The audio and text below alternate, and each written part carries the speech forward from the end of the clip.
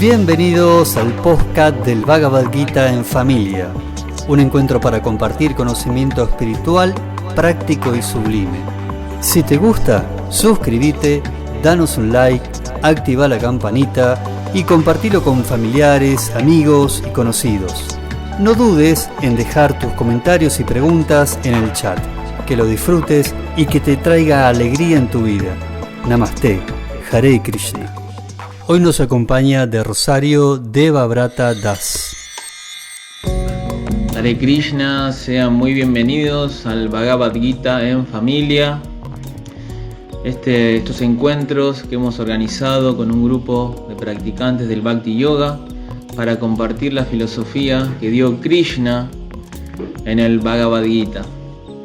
Esta sabiduría que fue dada hace más de 5.000 años en el idioma sánscrito son las instrucciones que le dio Krishna, la suprema personalidad de Dios, a su discípulo y amigo Arjuna en el campo de batalla de Kurukshetra, antes de comenzar una batalla muy grande entre dos bandos de primos por la disputa de un reino.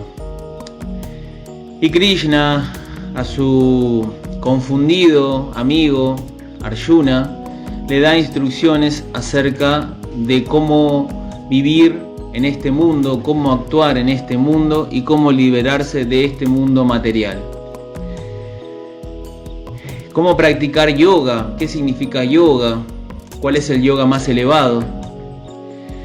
Y con respecto a esto del yoga, hoy vamos a hablar de un capítulo, el capítulo número 6, que es el último de la primera sección de capítulos. El Bhagavad Gita tiene 18 en total, 18 capítulos, y se lo divide en 3 tercios. Los primeros 6 capítulos, los capítulos del medio, que son del 7 al 12, y los capítulos finales que van del número 13 al 18. En los capítulos del 1 al 6, Krishna da mucha información acerca de lo que es el alma, el ser espiritual, la diferencia entre el alma y el cuerpo, y lo que se conoce como la escalera del yoga, la escalera del yoga, que empieza por karma yoga, actuar en ofrenda, hacer nuestras acciones, karma en ofrenda. Luego viene Jnana yoga, que eso es el capítulo número 4, que se conoce como el conocimiento trascendental, el capítulo número 4, que es el estudio de la filosofía trascendental para poder comprender la verdad absoluta o Krishna. Luego viene lo que es el Dhyana yoga, la meditación, que es lo que vamos a hablar hoy.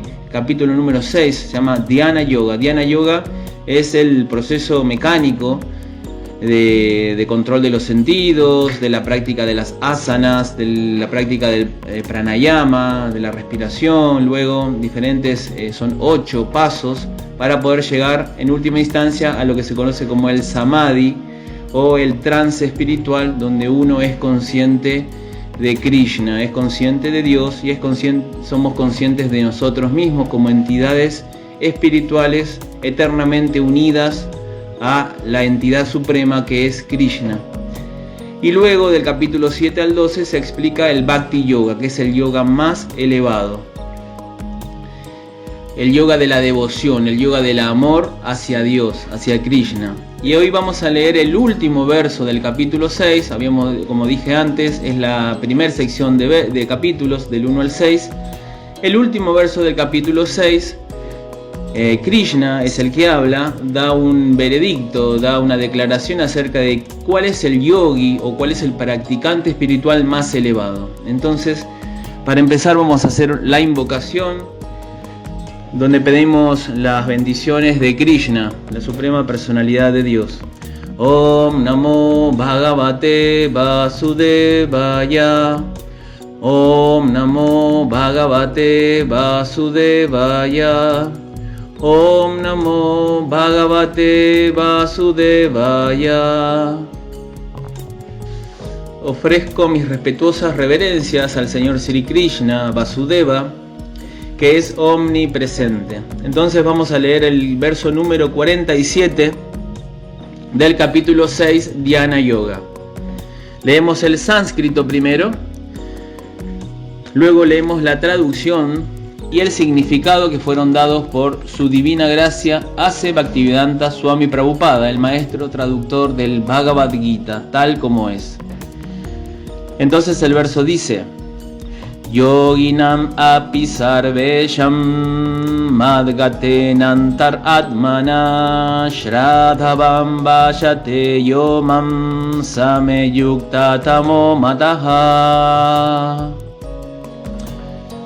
Traducción: el Señor Krishna dijo: y de todos los yogis, aquel que tiene una gran fe y que siempre se refugia en mí, piensa en mí y me presta un amoroso servicio trascendental, es el que está más íntimamente unido a mí por medio del yoga y es el más elevado de todos. Esa es mi opinión. Significado: la palabra Vajate es significativa aquí. Vajate tiene su raíz en el verbo Vaj, que se usa cuando se requiere de servicio. El vocablo castellano adoración no se puede emplear en el mismo sentido que Vaj. Adoración significa venerar o respetar y honrar a quien lo merece, pero el servicio con amor y fe es especialmente para la suprema personalidad de Dios. Uno puede dejar de adorar a un hombre respetable o a un semidios y quizás se lo llame descortés, pero no se puede dejar de servir al Señor Supremo sin ser censurado por completo. Toda entidad viviente es parte integral de la suprema personalidad de Dios y en consecuencia tiene la función de servir al Señor Supremo por su propia constitución. Al no hacerlo, la entidad viviente cae. En el Bhagavatam 11.5.3 confirma esto de la siguiente manera. Ahí se dice: todo aquel que no le preste servicio al Señor primordial y haga caso omiso de su deber para con él, quien es la fuente de todas las entidades vivientes, sin duda que caerá de su posición constitucional. En este verso también se usa la palabra Vayanti, de modo que Vayanti se le aplica únicamente al Señor Supremo, mientras que la palabra adoración se les puede aplicar a los semidioses o a cualquier otra entidad viviente común. La palabra Avayananti, que se emplea en este verso del Srimad Bhagavatam, también se encuentra en el Bhagavad Gita. Avayananti mam mudaha. Únicamente los necios y sinvergüenzas se burlan de la suprema personalidad de Dios, el Señor Krishna. Esos necios se encargan de escribirle comentarios a el Bhagavad Gita sin una actitud de servicio al Señor. Por consiguiente, ellos no pueden distinguir bien entre la palabra Vayanti y la palabra adoración. El Bhakti Yoga es la culminación de todas las clases de prácticas de yoga. Todos los demás yogas no son más que medios para llegar al punto del Bhakti Yoga, del Bhakti en el Bhakti Yoga. Yoga significa de hecho Bhakti Yoga. Todos los demás yogas son progresiones que tienen por meta el Bhakti Yoga. Desde el comienzo del Karma Yoga hasta el final del Bhakti Yoga es un largo camino que lleva a la autorrealización. El Karma Yoga sin resultados fruitivos es el comienzo de ese sendero.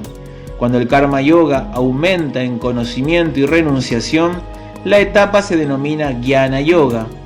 Cuando el Jnana Yoga aumenta en meditación en la superalma mediante diferentes procesos físicos y la mente se concentra en él, se denomina Ashtanga Yoga. Y cuando uno supera el Ashtanga Yoga y llega al plano de la suprema personalidad de Dios, Krishna, ello se denomina Bhakti Yoga, el punto culminante. En efecto, el Bhakti Yoga es la meta última, pero para analizar el Bhakti Yoga a fondo, hay que entender esos otros yogas. El yogi, que es progresivo, se encuentra entonces en el verdadero sendero de la buena fortuna eterna. Aquel que se aferra a un punto en particular y no progresa más, es conocido por ese nombre en particular: Karma Yogi, Jnana Yogi o Dhyana Yogi, Raja Yogi, Hatha Yogi, etc. Si uno es lo suficientemente afortunado como para llegar al plano del Bhakti Yoga, se sobreentiende que ha superado todos los demás yogas. Por lo tanto, volverse consciente de Krishna es la máxima etapa del yoga, de la misma manera en que, cuando hablamos de los Himalayas, nos referimos a las montañas más altas del mundo, de las cuales el pico más alto, el monte Everest, se considera que es la culminación.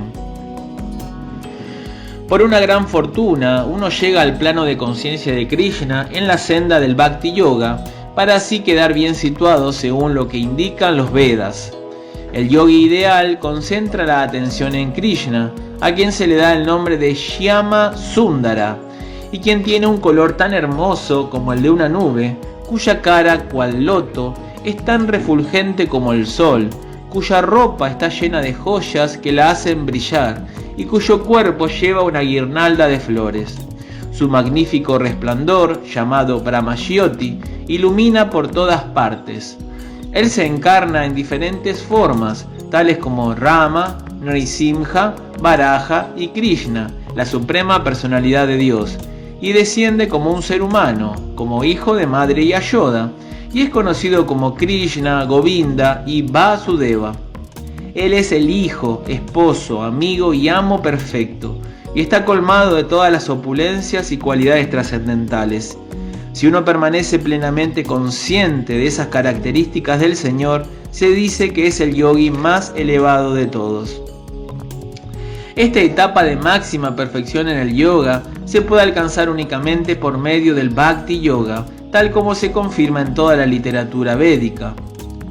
En el Shvetashvatara Upanishad 6.23 se dice: solo a aquellas grandes almas que tienen fe implícita tanto en el Señor como en el Maestro espiritual, se les revelan automáticamente todos los significados del conocimiento védico.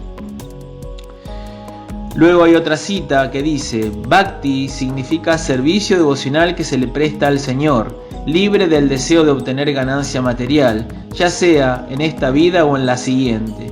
Desprovisto de esa clase de inclinaciones, uno debe absorber la mente en el Supremo por completo. Ese es el propósito de Naishkarmya. Estos son algunos de los medios para la ejecución del Bhakti, o el proceso de conciencia de Krishna, la etapa más elevada y perfecta del sistema de yoga. Bueno, leemos otra vez, repasamos el verso 47 del capítulo número 6, Dhyana Yoga, que dice: Yoginanapi sarvesham madgatenantar atmana shradhavam vajate yomam sameyukta tamo mataha. Y de todos los yogis, aquel que tiene una gran fe y que siempre se refugia en mí, piensa en mí y me presta un amoroso servicio trascendental, es el que está más íntimamente unido a mí por medio del yoga, y es el más elevado de todos. Esa es mi opinión. Bueno, entonces aquí tenemos un verso muy importante del Bhagavad Gita, es donde Krishna de manera categórica, él dice: esa es mi opinión. Es muy interesante, es como cuando uno subraya algo, ¿no? La opinión de Krishna no es una opinión ordinaria. Lo que yo pueda opinar no tiene mucha importancia. Lo que pueda opinar alguna otra persona por ahí no tiene mucha importancia, pero sí tiene mucha importancia lo que opine Krishna, porque Krishna es la suprema personalidad de Dios y él no está sujeto a error. A Krishna se lo llama Achyuta, el infalible. Entonces aquí Krishna está dando un veredicto de todos los practicantes espirituales, de todos los yogis. El más perfecto dice 4 cualidades: el que tiene una gran fe en él, el que se refugia en él, el que piensa en él y el que le presta un amoroso servicio trascendental. Entonces, estas son las cualidades que tenemos que cultivar los devotos o las personas que queremos convertirnos en yogis o trascendentalistas o espiritualistas de primera clase, o los más elevados de los espiritualistas. El proceso empieza por Shraddha. Shraddha significa fe. La fe es el comienzo, es cuando uno puede abrir un poquitito la puerta, es poder ver un poquito. Uno tiene por lo menos la intención de abrir la puerta, de conocer a Dios y luego amarlo. Fe significa que uno dice: ok, puede ser que Krishna sea Dios, primero, sea el ser supremo, y luego uno empieza a practicar el hecho de querer conocerlo, a ver por qué Krishna es Dios. Y uno empieza a basarse en lo que dicen las escrituras, en lo que dicen los maestros y las realizaciones que cuentan los devotos, y uno empieza a incrementar su fe. Y a través de la práctica, la práctica significa cantar el santo nombre de Krishna, comer los remanentes de los alimentos ofrecidos a Krishna y escuchar la palabra de Krishna que da en sus escrituras. En las escrituras reveladas, que son los Vedas, porque los Vedas provienen en última instancia de Krishna. Entonces así cultivamos la fe, a través del relacionamiento con devotos que están más avanzados que nosotros. Por ejemplo, cuando nosotros jugamos un partido, cuando queremos aprender a jugar al ajedrez, por ejemplo, siempre se recomienda que juguemos con alguien que juega mejor que nosotros, porque así vamos a aprender más rápido. De hecho, cuando nosotros jugamos con alguien que no juega tan bien, si jugamos por ejemplo un partido de ajedrez con nuestro hijo, que es una persona que está empezando, no prestamos tanta atención, pero cuando nosotros jugamos con alguien que juega mejor, ahí estamos muy atentos y aprendemos más. Entonces nosotros tenemos que relacionarnos con devotos que sean más avanzados que nosotros. Tenemos que relacionarnos con todos los devotos, pero siempre tratar de tener relacionamiento con esas personas que tienen un avance superior, que su fe ya es firme. Después Krishna dice que siempre se refugia en mí. ¿Quién es el yogi más elevado? También el que se refugia en mí. Refugiarse en Krishna significa que este mundo donde estamos, significa temor, porque el mundo material está lleno de peligros a cada momento. Nosotros no sabemos ni siquiera hasta cuándo vamos a vivir.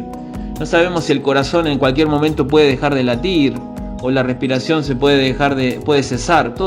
Siempre puede haber circunstancias que hagan que nuestra vida, la vida en este cuerpo culmine, o que haya algún acontecimiento indeseable. Entonces refugiarse en Krishna es entender de que Krishna es el controlador supremo y que nada se mueve sin su consentimiento. Y eso es lo que hace el devoto. El devoto nunca tiene miedo, no porque el devoto sea un inconsciente o un temerario, sino porque el devoto está siempre refugiado en Krishna. Tenemos ejemplos de devotos puros en las escrituras, como por ejemplo Prahlad Maharaj, que siempre cuando tenía algún peligros muy grandes en su vida, él siempre se refugiaba en Krishna y nunca sentía temor. Y las demás personas decían, pero ¿cómo puede ser que nunca sienta temor? Esa es otra cuestión, el refugio. Krishna dice, es un yogi muy elevado, aquel que se refugia en mí. Después dice, piensa en mí. Ese es el yoga. Yoga significa concentrar la mente en algo. La meditación es concentrar la mente en algo. Y cuando uno piensa, nosotros podemos pensar en un montón de objetos en esta vida. Tenemos muchos objetos. Desde el dinero hasta los problemas, hasta un ser querido de esta vida.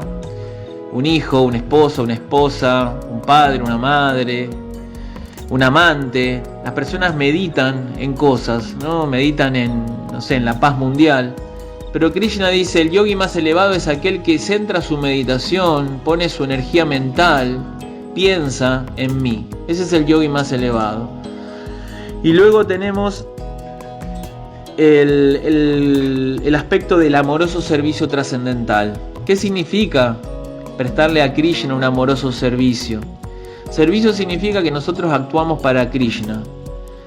No actuamos para nosotros mismos, hacemos algo que complazca a Krishna. Y Krishna en las escrituras, él revela qué es lo que quiere de nosotros. ¿Qué significa servicio? Por ejemplo, cantar su santo nombre. Por ejemplo, hablar de sus glorias. Por ejemplo, describir, como está haciendo aquí Prabhupada en el significado, describir cómo es Krishna, su cuerpo trascendental. Ofrecerle alimentos a Krishna. Krishna en el Bhagavad Gita dice, aquel que me ofrece con amor y devoción una hoja, una flor, una fruta o agua, yo la aceptaré. Entonces eso es servicio, servir a Krishna, limpiar el templo de Krishna, construir algo para Krishna, llevar flores, cultivar flores para Krishna. Hay muchísimos servicios para todas las personas con todas las tendencias. Todos tenemos diferentes tendencias. Por ejemplo, a mí me gusta estar en la calle y distribuir los libros de Krishna, hablar con la gente. Entonces yo ocupo esa tendencia que ya traigo en poder tratar de intentar hacer un servicio para Krishna y agradarle a Krishna. Después conocemos aquí devotos en el barrio que les gusta arreglar cosas. Ellos son muy buenos haciendo esas cosas y construyen y hacen algún servicio con alguna reparación. Después tenemos devotos que les gusta cocinar, entonces cocinan para Krishna. Después, bueno, hay muchísimo. Todas las tendencias que tenemos las podemos ocupar en el servicio de Krishna. Entonces, el servicio tiene que tener además una cualidad. Aquí dice la palabra amoroso. Y ese servicio es trascendental, porque cuando nosotros hacemos un servicio para algún amo en este mundo, ese servicio no es trascendental. Ese servicio es solamente con una búsqueda de retribución. Yo le doy el servicio a un amo, él me paga, él me da la retribución, y él solamente quiere de mí el servicio, que yo haga algo para él, para su bienestar personal. Pero la relación entre el devoto y Krishna es trascendental. Está impelida, está impulsada por el amor. Entonces eso significa amoroso servicio trascendental. Entonces el que cumple estas 4 condiciones, aquel que tiene una gran fe en Krishna, que siempre se refugia en Krishna, que piensa en Krishna y que presta un amoroso servicio trascendental a Krishna, ese es el yogi, dice Krishna, es el que está más íntimamente unido a mí por medio del yoga, y es el más elevado de todos, es el trascendentalista más elevado, ese es el espiritualista más elevado. Y Krishna lo certifica diciendo que esa es su opinión, ese es su decreto. Así que bueno, a cultivar todas estas características que tiene un devoto, un yogi muy avanzado, y poder lograr luego todo la felicidad que trae poder estar situados en la relación íntima, como dice Krishna, está íntimamente unido a mí, dice Krishna. Eso nos genera un estado de felicidad y de paz trascendental. Hare Krishna, que tengan un hermoso día. Haribol. Gracias por escuchar este podcast del Bhagavad Gita en familia. Te animamos a que te suscribas, actives la campanita, nos des un like y dejes tus comentarios, preguntas en el chat. Muchas gracias y compartilo con tus conocidos, amigos y familiares. Hasta la próxima. Namaste. Hare Krishna.